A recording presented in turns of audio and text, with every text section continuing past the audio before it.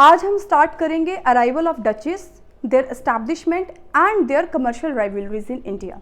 तो सबसे पहले you have to know about who were Dutches. Dutches were the people of Holland, जिनको अभी हम नीदरलैंड बोलते हैं। हुआ ये था कि जब पोर्टुगीज इंडिया में आए तो उनको बहुत सा कमर्शियल बेनिफिट हुआ था इंडिया से, और ये पूरे यूरोप में ये न्यूज़ स्प्रेड हो गई थी। उसकी वजह से जो डचेस अथॉरिटीज़ थी उन्होंने अपने सिटीजन्स को एनकरेज करना शुरू कर दिया कि आप भी जो वो ईस्ट इंडीज़ में जाओ। ईस्ट इंडीज़ का मतलब है ईस्ट ऑफ सब continent of India, that means south east Asia including India. तो उसके लिए क्या हुआ कि जो फर्स्ट सिटीजन थे वो थे कॉर्निल्स डी हाउस्टमैन, जो कि 1596 में ईस्ट इंडीज़ में आए। उन्होंने इंडिया में विजिट किया और वो ज़्यादा जो थे वो साउथ ईस्ट एशिया में गए, और south east Asia Sumatra and bantam में उन्होंने विजिट किया। उसके बाद जब वो वापस गए तो उन्होंने अथॉरिटीज़ को बताया कि बहुत रिसोर्सफुल एरियाज़ है यहाँ से, और इंडिया और इसकी जो ईस्ट इंडीज़ पूरा है, और वहाँ से हमें बहुत से ट्रेड बेनिफिट्स हो सकते हैं। तो वहाँ की जो state general of Netherland, state general of Netherland का मतलब है जैसे इंडिया में पार्लियामेंट। तो उन्होंने क्या किया, उन्होंने डिसाइड किया और एक रेजोल्यूशन लाया। इसमें मैं आपके लिए एक एडिंग इन्फॉर्मेशन देती हूँ मैं आपको कि जैसे इंडिया के पार्लियामेंट के 2 हाउसेस है, वैसे स्टेट जनरल ऑफ नीदरलैंड के भी हैं। अपर हाउस यानी सीनेट को हम ऑस्ट कैमर बोलते हैं, और लोअर हाउस यानी हाउस ऑफ रिप्रेजेंटेटिव्स को वहाँ पे ट्वीड कैमर बोलते हैं। और इन्होंने क्या किया कि एक जॉइंट रेजोल्यूशन लाया जिसमें बहुत सी वहाँ की जो ट्रेडिंग कंपनीज थी उनको ज्वाइन किया गया, और एक सिंगल कंपनी में उनको जो है वो एकोमोडेट किया, और उसका नाम दिया गया यूनाइटेड ईस्ट इंडिया कंपनी। और ये कंपनी 1602 में एस्टैब्लिश की गई थी, और उसी टाइम पे ये इंडिया में आई थी। इस कंपनी को इंग्लिश में तो यूनाइटेड ईस्ट इंडिया कंपनी कहते थे, बट डचेस इसको वेरिनेज ईस्ट इंडीज कंपनी कहते थे। वेरिनेज ईस्ट इंडीज कंपनी का मतलब है यूनाइटेड ईस्ट इंडिया कंपनी। ये जो कंपनी थी इसको बहुत से राइट्स दिए गए। इससे पहले जब पोर्टुगीज आए थे तो उनके पास उतने राइट्स नहीं थे जितने इस कंपनी को राइट्स दिए गए, जिसमें सबसे इंपॉर्टेंट राइट था ट्रेड, क्योंकि ये आए सिर्फ यहाँ पे ट्रेड करने थे। उसके बाद वेजिंग वॉर वेज क्यों करना, क्योंकि डचेस जानते थे कि ऑलरेडी इंडिया में जो है वो फॉरेन पावर्स बैठी हैं, तो वो इतनी जल्दी अपने कॉम्पिटिटर्स को छोड़ेंगी नहीं, तो वॉर्स तो होंगी ही। उसी के अलावा इंडिजीनियस रूलर्स भी हैं तो उनके साथ भी वॉर होगी, तो इसीलिए waging wars, sign treaties, built fort, possession of territories and established colonies. तो ये सारे राइट्स इस कंपनी को मिले। इसके अलावा ये that was the first multinational corporation in the world की पहली मल्टीनेशनल कॉरपोरेशन जो थी वो VOC थी, जो वेरिनेज ईस्ट इंडीज कंपनी को VOC भी बोलते हैं। ये क्वेश्चन KS में पूछ चुके हैं। नेक्स्ट आ गया, ये स्टॉक्स भी इशूड कर सकती थी। अब जब ये इंडिया में पहुंचे तो ट्रेड करने के लिए ये इंडिया में आए थे, तो इंपॉर्टेंट कमोडिटीज जिस पे ये ट्रेड कर रहे थे वो थे स्पाइसेस। स्पाइसेस में भी स्पेसिफिकली ब्लैक पेपर, जिसको हम काली मिर्च बोलते हैं, उसका ट्रेड ये बहुत ज़्यादा करते थे। और काली मिर्च को ब्लैक गोल्ड भी कहते हैं और किंग ऑफ स्पाइसेस भी कहते हैं। ये क्वेश्चन भी KS में आ चुका है कि ब्लैक पेपर को क्या बोला जाता है। उसके बाद जो नेक्स्ट कमोडिटी थी वो थी इंडिको। इंडिको एक ब्लू डाई है। इंडिको रिवोल्ट भी इंडिया में हुई है, वो मैं आपको ब्रिटिशर्स के टाइम पे बताऊंगी। नेक्स्ट कॉटन का ट्रेड करते थे, ओपियम का करते थे, सिल्क का करते थे और राइस का करते थे। अब क्या हुआ कि जब ट्रेड करना शुरू कर दिया तो बहुत बेनिफिट होने लगा, तो फिर इन्होंने पोर्टुगीज की तरह इन्होंने भी अपनी एस्टैब्लिशमेंट यहाँ पे स्टार्ट कर दी। तो एस्टैब्लिशमेंट को मैंने 2 पार्ट्स में डिवाइड किया है। एक है स्टेट वाइज एस्टैब्लिशमेंट की, अभी जो एग्जिस्टिंग स्टेट्स हैं इंडिया में उनके स्टेट वाइज मैं आपको बताऊंगी कहाँ कहाँ इनकी एस्टैब्लिशमेंट थी, और उसके बाद एरिया वाइज कि उन स्टेट में किन एरियाज में इनकी एस्टैब्लिशमेंट थी, क्योंकि पूरी स्टेट को कभी भी किसी फॉरेन पावर ने एक्वायर नहीं किया था इनिशियली। तो अगर हम स्टेट की बात करें तो सबसे पहले तो इनका कॉलोनियल पोजीशन 225 ईयर्स का था, और स्टेट्स में आंध्र प्रदेश, सीरमपुर मतलब वेस्ट बंगाल, उसके बाद आ गया आपका ट्रिनकाबार मतलब तमिलनाडु, गुजरात एंड निकोबार। ये स्टेट्स थी जिनको इन्होंने ऑक्युपाई किया था। और इन स्टेट्स में जो एरियाज थे, सबसे पहले आंध्र प्रदेश, क्योंकि इनकी फर्स्ट फैक्ट्री जो थी वो आंध्र प्रदेश में एस्टैब्लिश की थी उन्होंने मसूलीपट्टनम में। और एक और यहाँ पे ही इनका एक और सेंटर था जहाँ पे इन्होंने फैक्ट्री इस्टेब्लिश की थी, दैट इज भिमलीपट्टम, ये भी आंध्र प्रदेश में है। फिर पुलिकैट में 1609 में इन्होंने इस्टेब्लिश किया था, मसूलीपट्टनम में 1605, this is also very important date. और मद्रास में, ये पुलिकैट जो है वो मद्रास में है, वहाँ पे 1609 में, इसको बाद में फोर्ट ऑफ जेल्ड्रिया कहा गया। अब मैंने वर्ड यहाँ फोर्ट यूज़ किया है, इससे पहले मैं फैक्ट्रीज बोल रही थी।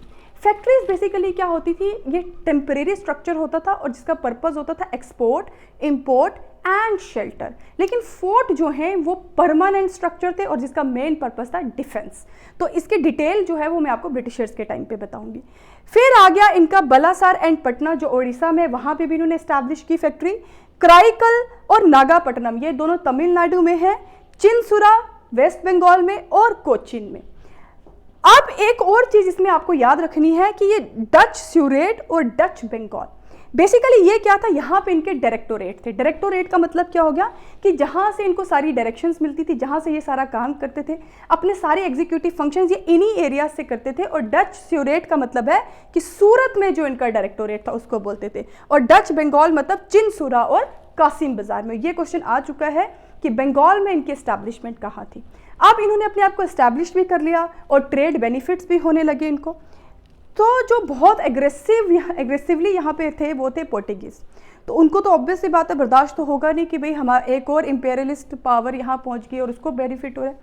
साथ साथ पीछे पीछे ब्रिटिशर्स भी आगे थे। जो थर्ड यूरोपियन पावर थी इंडिया में वो थे ब्रिटिशर्स, जो कि 1600 AD में आगे थे। तो ये कॉन्फ्लिक्ट इन तीनों का हो गया। तो बीच में मैंने डचीज को रखा है, पोर्टुगीज, इंग्लिश। अब देखो, अब इसको समझना कैसे, इसी से अराइज होता है commercial and colonial rivalry. Commercial क्यों?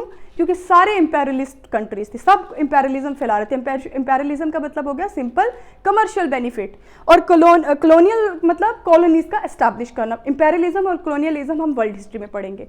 तो ये राइवलरी यहाँ पे एस्टैब्लिश हुई। तो सबसे पहले हम बात करेंगे पोर्टुगीज की, क्योंकि सबसे पहले वो आए थे, वो ऑलरेडी इंडिया में एस्टैब्लिश थे। तो डायरेक्ट डचीज ने यहाँ पे उनके साथ कोई पंगा नहीं लिया इंडिया में।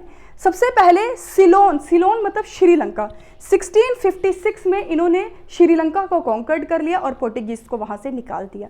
फिर आस्ता आस्ता मलाबार से भी इनको निकाल दिया गया, और फिर नागापट्टनम जो मद्रास फुट होल्ड थी पोर्टुगीज की, वो भी इन्होंने इनसे छीन ली। अब क्योंकि इंग्लिश भी थे और पोर्टुगीज को जो है वो डबल राइवलरी सहनी पड़ रही थी, इंग्लिश से भी और डचीज से भी, तो वो तो शांत होकर बैठ गए थे। इंग्लिश जो थे वो बहुत एक्टिव थे, जिसकी वजह से that results in Anglo Dutch wars. Duchies के बारे में बहुत कम बच्चों को पता होता है क्योंकि उसके पास ज़्यादा इन्फॉर्मेशन होती नहीं है।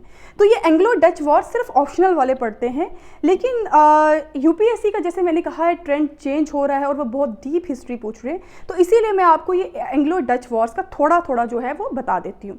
एंग्लो डच वॉर्स 4 वॉर्स थी।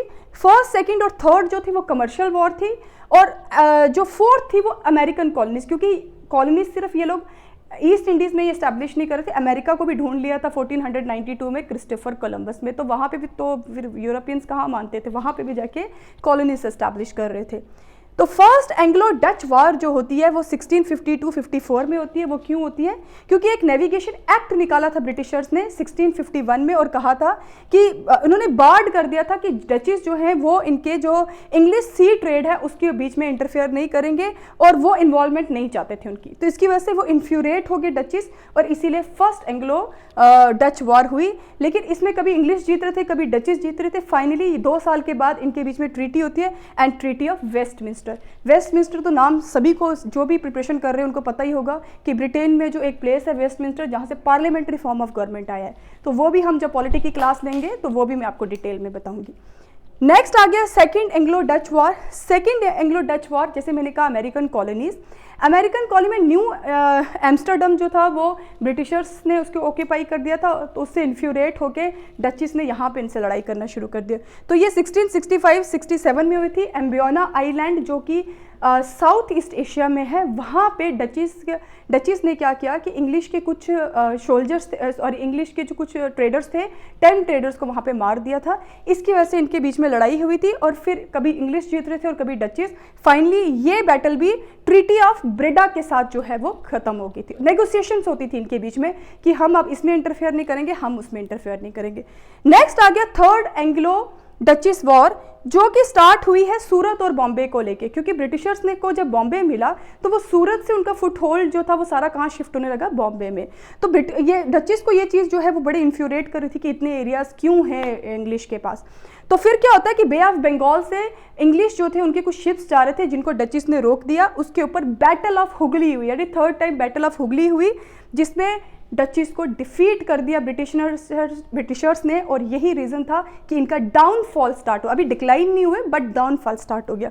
और फोर्थ एंग्लो डच वार जो है वो 1780 से 84 के बीच हुई। ये वॉर डिसाइसिव वॉर थी, जिसमें इंग्लिश ने इनके जितने भी ईस्टर्न और वेस्टर्न पोजीशन थे उनको एक्वायर्ड कर लिया, और साथ ही साथ इनके कमर्शियल पोजीशन का एंड कर दिया। ये तो था कि ये जो ट्रायंगुलर जो वॉर राइवलरी चल रही थी। इसके बाद फोर्थ आता है लोकल रूलर्स। तो एक इंपॉर्टेंट वॉर है that is battle of Colachel. Battle of Colachel जो ट्रेवनकोर के राजा थे मार्तंड वर्मा और डचिस के बीच में हुई थी, जिसमें मार्तंड वर्मा ने इनको पूरी तरीके से हरा दिया था, और डचिस को फॉरेन पावर्स ने भी हरा दिया as well as local rulers ने भी हरा दिया। तो अब इनका जो था वो फाइनली डिक्लाइन हो गया। और डिक्लाइन के रीजंस क्या थे? सबसे पहला रीजन था वॉर्स मैंने आपको बता दी कि ट्रायो वॉर हो रही थी, पोर्टुगीज, डचिस एंड इंग्लिश, और प्लस लोकल रूलर्स की तरफ से बैटल ऑफ कोलाचल। उसके बाद करप्शन एक मेन रीज़न था इनके डिक्लाइन का, क्योंकि इनके ऑफिसर्स बहुत करप्ट थे। वो सारा और बहुत पैसा जो आता था वो खुद ही खा जाते थे, गवर्नमेंट तक पहुंचाते भी नहीं थे। उसके बाद आता था अच्छा हाँ, इसमें एक बात याद रखने की ज़रूरत है कि जो पहले इनकी कंपनी को वेरिनिज ऊस्ट इंडिश कंपनी कहते थे, बाद में इसी कंपनी को वेरिगन ओंडर करप्टी कहने लगे, मतलब मेयर्ड विद करप्शन। इस लेवल की करप्शन इन्होंने की थी। उसके बाद गवर्नमेंट इन्फ्लुएंस की बहुत ज़्यादा, वहाँ की गवर्नमेंट इंटरफेयर करती थी इनके सारे टास्क में। और उसके बाद जो है वो पॉलिटिकली ये अपने आप को स्टैब्लिश ज़्यादातर फोकस करते थे ट्रेड में, और पॉलिटिकल एस्टैब्लिशमेंट में इनकी कम फोकस था। और लास्ट में बैटल ऑफ बिडेरा फाइनल बैटल थी, जिसमें इनकी हार हुई, डिफीट हुई। ये इंग्लिश और डचिस के बीच में हुई 1759 में। और इस बैटल के बाद डचिस जो थे उनका पूरा डिक्लाइन हो गया, और फाइनली उन्होंने 1800 में अपनी सारे शेयर्स और अपने एसेट्स इंग्लिश के नाम ट्रांसफर किए, और ये इंडिया से चले गए। लेकिन साउथ ईस्ट एशिया में इन्होंने काफ़ी टाइम तक जो था वो रूल किया, वहाँ उनकी बहुत सी कॉलोनीज थी। तो कल हम स्टार्ट करेंगे arrival of Britishers and French in India. Thank you so much.